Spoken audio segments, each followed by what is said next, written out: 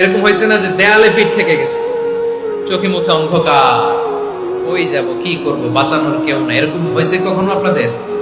যদি হয় তাইলে এটার সলিউশন বলবো, না হইলে তো এগুলো বলে লাভ নাই। হয় হয় হয় বিশ্বনবী এরকম কঠিন বিপদে পড়েছেন জীবনের কিছু কিছু মুহূর্তে। ওই মুহূর্তে বিশ্বনবী স্পেশাল দুইটা দোয়া পড়তেন। এই দোয়াগুলো আপনাদেরকে জানিয়ে দেয়। বিশ্বনবী বলেন, কঠিনতম বিপদে যখন পড়বা, দেয়ালে পিঠ থেকে যায়, চোখে মুখে অন্ধকার, বাঁচার কোনো উপায় নাই, তখন পড়বা লা ইলাহা ইল্লা আনতা সুবহানাকা ইন্নী কুনতু মিনাল যালিমিন। আল্লাহ, তুমি ছাড়া কোনো ইলাহ নাই, তুমি পবিত্র, নিশ্চয় আমি জালিমদের অন্তর্ভুক্ত। সুবহানাল্লাহ বলেন। এই দোয়া সাইয়েদনা ইউনূস আলাইহিস সালাম পড়েছিলেন যখন মাছের পেটে ছিলেন। কিসের পেটে? এবং অনেক মুফাসসিরিন ইকরাম বলেছেন, অনেক আহলুল ইলমরা বলেছেন, এটা হচ্ছে ইসমে আজম। ইসমে আজম এমন দোয়া যেটা দিয়ে দোয়া করলে আল্লাহ দোয়া কবুল করে, কিন্তু এটা কোনটা, এটা নিয়ে ইখতিলাফ আছে। কোন কোন আহলুল ইলম বলেন এই লা ইলাহা ইল্লা আনতা সুবহানাকা ইন্নী কুনতু মিনাল যালিমিন, এটা হচ্ছে ইসমে আজম। সাইয়েদনা ইউনূস আলাইহিস সালাম পড়েছেন। আপনারা পড়েননি? তুফান হইলে পড়েন না? আমাদের এলাকায় তো এটা খুব, এটার উপর ব্যাপক আমল আছে। পটুয়াখালীতে কি অবস্থা বলেন? পড়েন পড়েন পড়েন পড়েন। আচ্ছা, এবার আমরা দেখি বিষ্ণু ঈসা ইসলামের জীবনে বিপদ আপদ ছিল কিনা।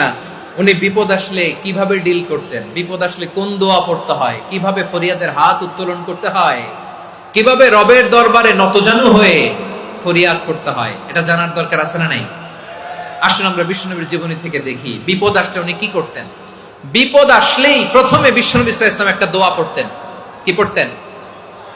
তিনি পড়তেন ইন্না লিল্লাহি ওয়া ইন্না ইলাইহি রাজিউন। নিশ্চয় আমরা আল্লাহর জন্য, নিশ্চয় আমরা কার দিকে ফিরবো ভাই? আবার কার দিকে ফিরবো? আওয়াজ করে বলুন তো, আমরা এসেছি কার কাছ থেকে, আবারও ফিরে যাব কার কাছে? এজন্য বিষ্ণুই পড়ছেন ইন্না লিল্লাহি ওয়া ইন্না ইলাইহি রাজিউন। নিশ্চয় আল্লাহর জন্য, ওই আল্লাহর দিকেই আমরা ফিরে যাব। তারপরে বিষ্ণুই পড়তেন আল্লাহুম্মা আজুরনি ফি মুসিবাতি ওয়াখলুফ লি খায়রাম মিনহা। একসাথে প্রথমে পড়তেন ইন্না লিল্লাহি ওয়া ইন্না ইলাইহি রাজিউন, তারপর পড়তেন আল্লাহুম্মা আজুরনি ফি মুসিবাতি ওয়াখলুফ লি খায়রাম মিনহা। মানে আল্লাহ, এই যে আমি বিপদে ধৈর্য ধারণ করলাম, এটার সব তুমি আমারে দাও, আর যেটা হারালাম এর চেয়ে ভালো কিছু দিয়ে মেকআপ করে দিও, ভালো কিছু দিয়ে বদল করে দিও। সুবহানাল্লাহ পড়েন। তাহলে বিপদ আসলে আমরা কি পড়ব? কথা বলেন। এই যে আমি শুয়েছিলাম, নাশিদ গাচ্ছিল ওরা, এদেশে পরস্পরে দেখা হলে দেয় সালাম, এদেশে আমজনতার হৃদয় জুড়ে পাকালাম, এদেশে বিপদ এলে সর্বজনে সর্বক্ষণে দোয়া পড়ে ইন্না লিল্লাহি। কি পড়ে? সুবহানাল্লাহ সুবহানাল্লাহ সুবহানাল্লাহ সুবহানাল্লাহ। এদেশে আজান শুনে সূর্য ওঠে শহর গ্রামে, এদেশে আজান শুনে সূর্য ডুবে সন্ধ্যা নামে, এদেশে সকল কাজে সবাই বলে বিসমিল্লাহ, এদেশে ভালো কিছু দেখে শুনে হাসি মুখে সবাই বলে মাশাআল্লাহ। সুবহানাল্লাহ পড়ে। তাহলে বিপদ এলে আমরা কি পড়ি? কথা বুঝলে সবাই উত্তর দিতে হবে। বিপদ এলে কি পড়ি? তাহলে বিপদ এলেই আমরা এখন থেকে ইন্না লিল্লাহ পড়বো, নাকি হাই হুতাশ করবেন? একদল আছে হাই হুতাশ করে, হায় আল্লাহ রে, মোর কি হইল রে, মুই কি হরমু রে, মুই কমবে যামু রে, আছে না নাই? এরকম বিলাপ করতে নিষেধ করেছেন বিশ্বনবী। কি করব, কই যাব, কি হবে, হায় হায়, এরকম হাহুতাশ আছে না নাই? বিশ্বাসীরা হাহুতাশ করে না, তারা ইন্না লিল্লাহ পড়ে। কি পড়ে? মনে থাকবে? আমরা পড়বো ইন্না লিল্লাহি ওয়া ইন্না ইলাইহি রাজিউন। নিশ্চয়ই আমরা আল্লাহর জন্য, আমরা আল্লাহর দিকেই ফিরে যাব। এরপর পড়বো আল্লাহুম্মা আজুরনি ফি মুসিবাতি ওয়াখলুফ লি খায়রাম মিনহা। আল্লাহ, আমি যে বিপদে ধৈর্য ধারণ করলাম এটার সওয়াব দিও, আর যা হারালাম তার চেয়ে ভালো কিছু দিয়ে বদল করে দিও। সুবহানাল্লাহ পড়েন। বিশ্বনবীর হাদিস শুনলেন উম্মে সালামা রাদিয়াল্লাহু তাআলা আনহা। ওনার স্বামী হলো আবু সালামা। মজার ঘটনা খেয়াল করে শুনেন। আমার প্রিয় কলিজার টুকরা ভাইয়েরা, কানগুলো খরগোশের কানের মতো খাড়া করে আমার দিকে তাকান। সাইয়্যিদাতুনা উম্মে সালামা রাদিয়াল্লাহু তাআলা আনহা, ওনার স্বামীর নাম আবু সালামা। শ্রেষ্ঠ দম্পতি, শ্রেষ্ঠ ফ্যামিলি। প্রথমে হিজরত করেছিলেন হাবাসায়, পরে হিজরত করেছেন মদিনায়। উহুদ যুদ্ধের পরে ওনার স্বামী আবু সালামা ইন্তেকাল করলো, শহীদ হলো। সুবহানাল্লাহ পড়েন। যখন আবু সালামা ইন্তেকাল করলো, উম্মে সালামা রাদিয়াল্লাহু তাআলা আনহা কেঁদে কেঁদে হয়রান। আর নবীর শিখানো বাণী অনুযায়ী তিনি বারবার পড়ছিলেন ইন্না লিল্লাহ। কি পড়ছিলেন? জামু কি হরমু এগুলো বলে নাই, কি বলছে? ইন্না লিল্লাহ। যেহেতু বিশ্বনবী বলেছেন কেউ যদি বিপদের প্রথম ধাক্কায় পড়ে ইন্না লিল্লাহি ওয়া ইন্না ইলাইহি রাজিউন, আল্লাহুম্মা আজুরনি ফি মুসিবাতি ওয়া আখলুফ লি খায়রাম মিনহা, তাহলে এই বিপদে যে সে যা হারালো তার চেয়ে শ্রেষ্ঠ কিছু দিয়ে আল্লাহ তার বদল দিয়ে দিবে। এই হাদিস শুনে উম্মে সালামা রাদিয়াল্লাহু তাআলা আনহা ওনার প্রাণ প্রিয় স্বামী আবু সালামার ইন্তেকালের পরে চোখের পানি ছাড়ে আর পড়ে ইন্না লিল্লাহি ওয়া ইন্না ইলাইহি রাজিউন, আল্লাহুম্মা আজুরনি ফি মুসিবাতি ওয়া আখলুফ লি খায়রাম মিনহা। বারবার এই দোয়া পড়ে চোখের পানি ছাড়ে, এই দোয়া পড়ে চোখের পানি ছাড়ে, আর মনে মনে বলে আবু সালামার মতো ভালো মানুষ মদিনাতে নাই, আবু সালামার চেয়েও ভালো মানুষ মদিনাতে নাই, তার চেয়ে ভালো মানুষ কি করে আল্লাহ তাআলা আমারে দিবে, তার চেয়ে ভালো মানুষ তো আমি মদিনাতে দেখি না। চোখের পানি দিয়ে বুক ভাসায় আর নবীর হাদিসের উপর আমল করে পড়ে ইন্না লিল্লাহি ওয়া ইন্না ইলাইহি রাজিউন, ইন্না লিল্লাহি ওয়া ইন্না ইলাইহি রাজিউন। পড়তে পড়তে চোখের পানি ছাড়ে আর চিন্তা করে বিশ্বনবী বললেন এই দোয়া পড়লে যেটা হারালাম তার চেয়ে ভালো কিছু দিয়ে আল্লাহ পুরস্কার দেয়। আবু সালামের চেয়ে ভালো মানুষ মদিনার মধ্যে আর কে হতে পারে? কি আজীব তামাশা, কি অবাক করা ঘটনা। কিছুদিন পরে দেখা গেল সাইয়্যিদুল মুরসালিন রাহমাতাল লিল আলামিন স্বয়ং বিশ্ব নবী উম্মে সালামাকে বিয়ের প্রস্তাব পাঠিয়েছে।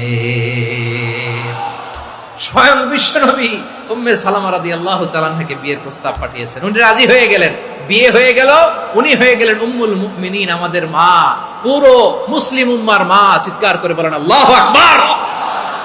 তাহলে আমার প্রাণ প্রিয় ভাইয়েরা, বিপদে পড়লে আমরা পড়বো ইন্না লিল্লাহি ওয়া ইন্না ইলাইহি রাজিউন, আল্লাহুম্মা আজুরনি ফি মুসিবাতি ওয়া আখলুফ লি খায়রাম মিনহা।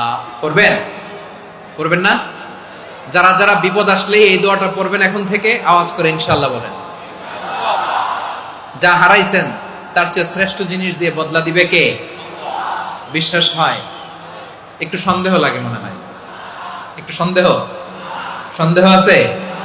যাদের বিশ্বাস হবে তাদের কি আল্লাহ উত্তম বদলা দিবে, ঠিক কিনা বলেন? তাহলে বিপদে পড়লেই প্রথমে আমরা এটা পড়ব। দোয়াগুলো যদি এখন মুখস্থ না হয়, এই যে রেকর্ডিং হচ্ছে পেয়ে যাবেন, কালকেই পেয়ে যাবেন। শুনে শুনে মুখস্থ করবেন। আমার মায়েরা, আমার বোনেরা, আপনাদের জন্য 3টি মাঠের অ্যারেঞ্জমেন্ট করা হয়েছে, আমি জানি। আপনারাও এই দোয়াগুলো পড়বেন, আপনার স্বামীকে শেখাবেন, সন্তানকে শেখাবেন, আপনার পুরো পরিবারটাকে জান্নাতের টুকরো বানিয়ে দিবে কে? তাহলে বিপদ আসলে প্রথমে কি পড়তে হবে এটা জেনে গেলাম। এরপরে বিপদ আসলে নিজেকে কি করে আল্লাহর কাছে সঁপে দিতে হয় এটাও জানার দরকার আছে না নাই? বিপদে প্রথমে ইন্না লিল্লাহ পড়লাম, ধৈর্য ধারণ করলাম, বিপদ থেকে উদ্ধারের সর্বোচ্চ চেষ্টা করলাম। আমার কাজ যখন শেষ তখন আমি আমার এই বিষয়টা আল্লাহর কাছে সঁপে দিব। কার কাছে সুপর্দ করব? কার কাছে? বিপদে বললে কেমন করে নিজেকে আল্লাহর কাছে সঁপে দিতে হয় আসুন সাইয়েদনা ইব্রাহিম আলাইহিস সালামের জীবনী থেকে জানি। আল্লাহর খলিল ইব্রাহিম আলাইহিস সালাম আমাদের মতো সমাজ ব্যবস্থা পায় নাই। আমরা জন্মের পরে আমাদের কানের ভেতরে আজান দিয়েছে কে? একামত দিয়েছে কে? আমাদের বাপদাদারা আমাদের কানে আজান দিয়েছে কি? দেয় নাই। আমাদের জন্মের পরেই তো আজান, একামত, বাড়ির পাশে মসজিদ, প্রতিদিন আজান, জুমার খুতবা, প্রতি মাসে মাসে তাফসিরুল কোরআন মাহফিল, মসজিদ, মিনারা, অভাব নাই, ঠিক কিনা বলেন? আপনি যেই সুন্দর ইসলামিক এনভায়রনমেন্ট পেয়েছেন, আমাদের ইব্রাহিম খলিল উনিও কি এরকম পেয়েছিলেন? হ্যাঁ, উনি জন্মের পর পরে ওনার কানে আজান দিয়েছে কেউ? আমার প্রিয় ভাইরা, আগা গোড়া একটা শিরকি পরিবেশ উনি জন্মগ্রহণ করেছেন। উনি ছাড়া ওই তল্লাটে একজনও আল্লাহর উপর বিশ্বাসী নাই। কল্পনা করতে পারেন? গোটা তল্লাটে, গোটা দেশে বিশ্বাসী মুমিন, আল্লাহর উপর বিশ্বাস স্থাপনকারী কয়জন? সবাই বলেন কয়জন? বাকি সব মুশরিক। বাকি সব মুশরিক নিজের সাথে নিজে শক্ত বোঝাপড়া করে অ্যানালজি করে, সেলফ কনভারসেশন করে উনি মহা সত্যের সন্ধান পেয়েছে। উনি আকাশের তারা দেখে ভাবে মনে হয় এটাই আমার খোদা, পরে দেখে তারা নাই, মনে মনে বলে না তাইলে এটা না। আবার চাঁদ দেখে বলে চাঁদটা বড় মায়া লাগে, মনে হয় এটাই আমার রব, পরে দেখে চাঁদও নাই, কয় না এটা না। এরপরে দ্বীপ প্রহরের জলজলে সূর্যটা খা খা করে গোটা পৃথিবীটারে রৌদ্র দিয়ে তাতিয়ে রাখে। তিনি ভাবলেন মনে হয় এটাই আমার রব, কারণ এটাই তো সবচেয়ে বড়। কিন্তু বিকেল বেলা ওই সূর্যটাও যখন চলে যায়, সাইয়েদনা ইব্রাহিম বলে না এটাও তো নাই, আমার খোদা যদি আমারে ছেড়ে চলে যায়, বিপদে পড়লে আমারে উদ্ধার করবে কে? এভাবে নিজের সাথে অ্যানালজি, সেলফ কনভারসেশন করতে করতে করতে তিনি মহা সত্যের সন্ধান পেয়েছেন। সুবহানাল্লাহ পড়েন। সব শেষে তিনি ডিসিশন নিয়ে ঘোষণা দিলেন, ইন্নী ওয়াজ্জাহাতু ওয়াজহিয়া লিল্লাযী ফাতারাস সামাওয়াতি ওয়াল আরদা হানিফান ওয়া মা আনা মিনাল মুশরিকিন। নিশ্চয় আমি এমন সত্তার দিকে মনোনিবেশ করলাম, মুখাপেক্ষী হলাম, যিনি আকাশ বানিয়েছেন, জমিন বানিয়েছেন, আমি মুশরিক নই। সুবহানাল্লাহ। পারতেন, আপনি পারতেন? কেউ নাই, লক্ষ লক্ষ মুশরিক, আপনি একা। ওনার মতো এরকম বিচক্ষণতা দিয়ে আল্লাহরে খুঁজে পাইতে পারতেন আপনি? কি নবী ছিল, আল্লাহকে খুঁজে পেয়েছে। যখন আল্লাহর ইবাদত শুরু করলো, এই কথা ছড়ায় পড়লো চারদিকে। নমরুদ সাইয়েদনা ইব্রাহিমকে ডেকে পাঠালেন।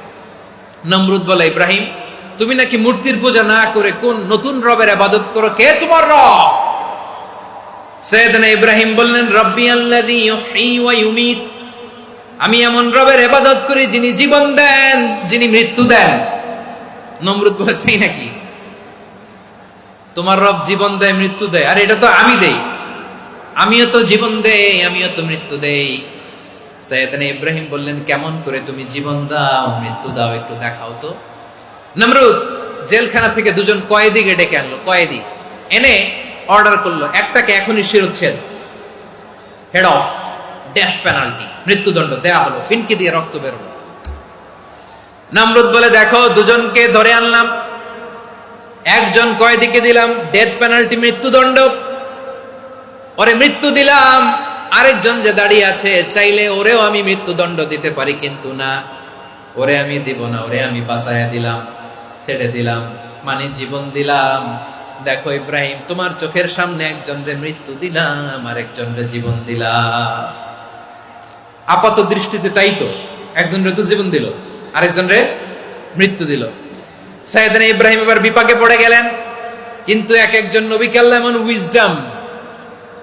এমন উইজডম বিচক্ষণতা দিয়ে এই জমিনে পাঠিয়েছেন, মুহূর্তের মধ্যে আল্লাহর খলিল ইব্রাহিম বললেন, ফাইন্নাল্লাহা ইয়াতি বিশ-শামসি মিনাল মাশরিকি ফাতি বিহা মিনাল মাগরিব ফাবুহিতাল্লাযী কাফার। আল্লাহর খলিল ইব্রাহিম বললেন, নমরুদ বুঝলাম তুমি জীবন দাও, মৃত্যু দাও, দেখলাম, কিন্তু আমার রব, আমার আল্লাহ প্রতিদিন সকালবেলা উষা লগ্নে ওই পূর্ব দিগন্ত থেকে সূর্যটাকে উদিত করেন, সাঁঝের বেলা, বিকেল বেলা, কুথুরি লগ্নে, সন্ধ্যা বেলা ওই দ্বিপ্রহরের জল জলে সূর্যটাকে পশ্চিম দিগন্তে ডুবিয়ে দেন। মানে সকালবেলা পূর্ব দিক থেকে উদিত করা সূর্যটাকে পশ্চিম দিকে বিকেলে তিনি ডুবিয়ে দেন। তুমি যদি পারো ওই সূর্যটাকে পশ্চিম দিক থেকে উদিত করে পূর্ব দিকে ডুবিয়ে দাও। সুবহানাল্লাহ পড়বেন না? দেখেন, ইনস্ট্যান্ট ইন্টেলেক্ট, মুহূর্তে বিচক্ষণতা, উইজডম কাকে বলে?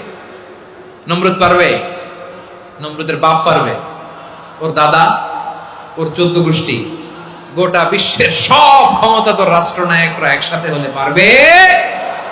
ফাবুহিতাল্লাযী কাফার পারে নাই, ব্যর্থ হয়েছে। এবার তেলে বেগুনে জ্বলে উঠেছে, রেগে মেগে আগুন বলে, ফালকুহু ফিল জাহিম, ওর সাথে তর্ক নাই, না পেরে এবার এটারে আগুনে ফেলা। বিশাল বিশাল গাছ কেটে লাকড়ি এনে আগুনের কুণ্ডলি বানানো হলো, দাও দাও দাও দাও করে আগুন জ্বলে। আল্লাহর খলিল ইব্রাহিমকে আগুনে নিক্ষেপ করা হবে। আল্লাহর খলিল সাইয়েদনা ইব্রাহিমের হাতের মধ্যে রশি দিয়ে টাইট করে বাঁধা হলো, পায়ের মধ্যেও টাইট করে রশি দিয়ে বাঁধা হলো। আল্লাহর খলিল ইব্রাহিমকে আগুনের কুণ্ডলির মধ্যে ফেলা হবে। ও মিয়া, আপনি যে বিপদের কারণে ভয় পান, হতাশ হন, এটা কোনো বিপদ ওনার বিপদের সামনে? পটুয়াখালী আওয়াজ